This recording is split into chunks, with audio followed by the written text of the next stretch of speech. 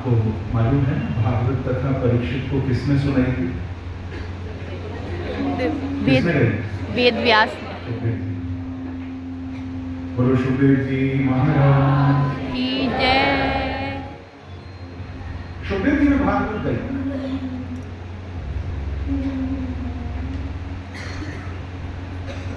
सूत जी ने कहा कि संसार के उस अधर्म रूपी अज्ञान रूपी उस तम में, उस अंधकार में फंसे हुए जीवों को एक मार्ग दिखाने के लिए, उनको रास्ता दिखाने के लिए अध्यात्म दीप, श्री सुखदेव भगवान ये अध्यात्म का दीपक यानी भागवत लेकर। हम जैसे लोग जिनको नजर नहीं आता, दिखाई नहीं देता, एक ना अंधकार रात्रि थी, सामने से एक व्यक्ति मोटर बाइक पर बैठकर इतना तेज उसको स्पीड में भगाता हुआ है और बिल्कुल अंधकार रात्रि। और कमाल की बात थी, जैसे मोटर बाइक चलाती है उसमें भी लाइट होती है ना, उसकी वो लाइट भी खराब थी और अंधेरी सड़क इतना स्पीड में भगाता हुआ उस बाइक को लेकर आ रहा था। एक बेचारा कोई सड़क पर खड़ा था, उसने हाथ हिलाकर जोर से कहा, अरे भाई साहब इतना तेज क्यों भगा रहे? अरे आपकी लाइट भी खराब है, थोड़ा संभल के चलाओ, इतना तेज क्यों भगा रहे?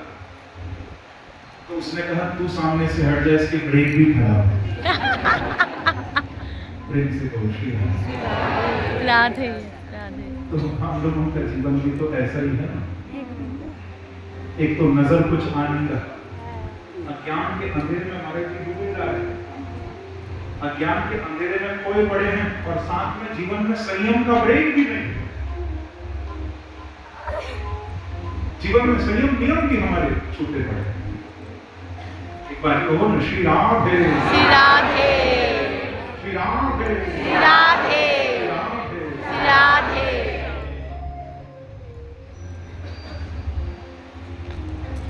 तो उस अंधकार में फंसे हुए हम जैसे जीवों को मार्ग दिखाने के लिए अध्यात्म दीप मतदिति ऋषभांतम, हम जैसे संसारी जीव, संसारी नाम करुणा, हम जैसे जीवों पर करुणा करके श्री सुखदेव जी रास्ता दिखाने के लिए ये दीपक भागवत रूपी हमारे बीच में लेकर आ गए। तो मैं कहूँगा भैया, कोलकाता वालों ने घर में दीपक जलाए हो या न जलाए हो, और आपके हृदय में प्रेम का दीपक ये भागवत कथा जरूर जलाए।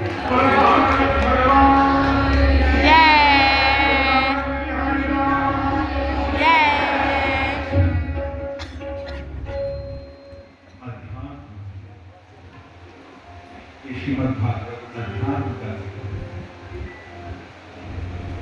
तो कार्तिक में आप भागवत रूपी दीपक के प्रकाश में बैठेंगे। और दूसरा मैंने कहा था तुलसी जी की महिमा कार्तिक,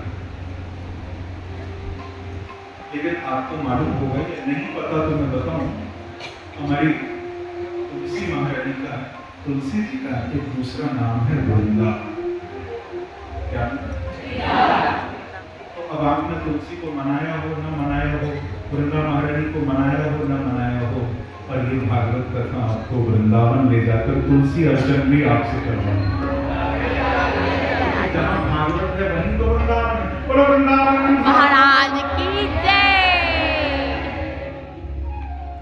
अरे वृंदायाम राधायाम भक्तानां वनं यत्र तद वृंदावन।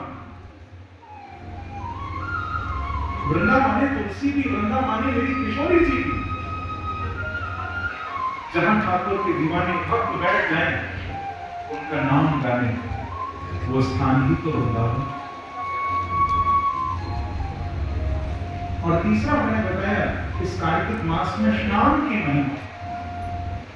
भैया वो जो गंगा नीचे प्रवाहित हो रही है, यहाँ इस पवित्र आश्रम से साक्षात गंगा जी का नीचे दर्शन होता है, बल्कि आपको तो हवा भी गंगा जी की ही लग रही है, वहीं से हवा बह के आ रही है, ठंडी हवा। गंगा प्रवाहित हो रही, उस गंगा में तो आप गोता लगाओगे ही, लेकिन साथ साथ मेरे ठाकुर के इस कथा प्रसंग, इस भागवत की गंगा में भी आप गोता नहीं हो। उस गंगा में तो गोता लगाने जाना पड़ता है, पर ये गंगा तो बहती हुई वृंदावन से तुम्हारे द्वार पर जा रही है।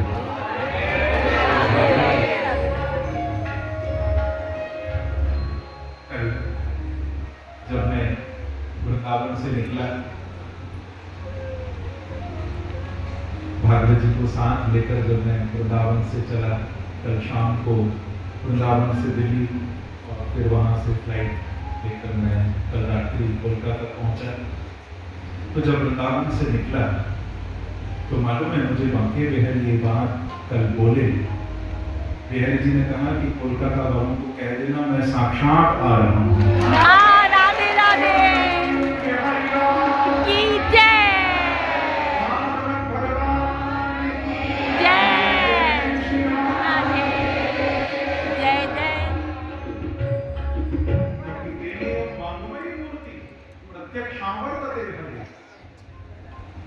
ये भागवत साक्षात आते हुए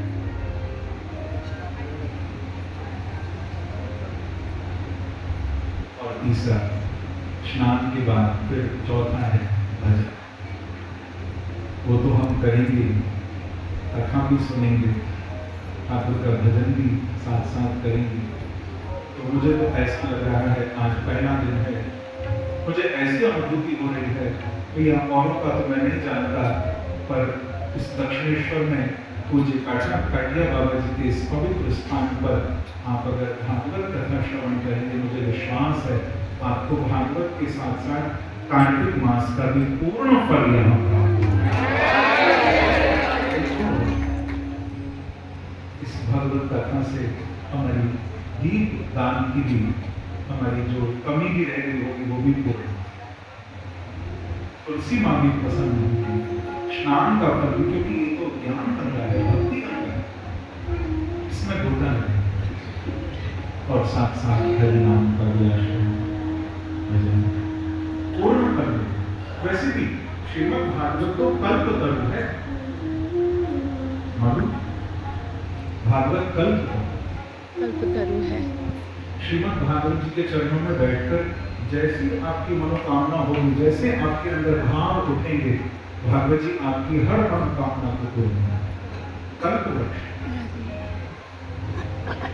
कल्पितम संकल्पितम नाति तदापि इति कल्पतरु।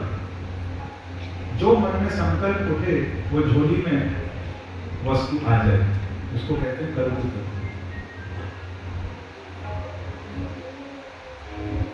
आप जैसा संकल्प लेकर बैठोगे भागवत जी से आपको वैसे ही प्राप्ति होगी।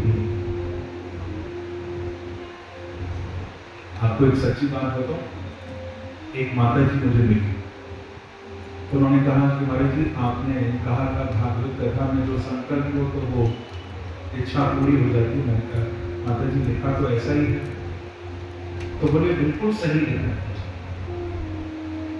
मैंने जो चाहा वो पूरा हो। भागवत साक्षात कर्म लक्ष्य। महाराज जी मैंने देख लिया। मैंने कहा माता जी आपको ऐसा क्या मिल गया भागवत कथा सुनकर? तो बोली कि मैं आपसे छुपाऊंगी नहीं, मेरा स्वेटर था 2 साल से अधूरा पड़ा था, 7 दिन कथा सुनते सुनते वो स्वेटर पूरा हो गया। राधे राधे। 6 साल से अधूरा पड़ा था, टाइम ही नहीं मिलता था सुनने। आपने 7 दिन कथा गई, आप कथा मैं मस्त, मैं स्वेटर में मस्त। बोलो बांके बिहारी लाल की जय।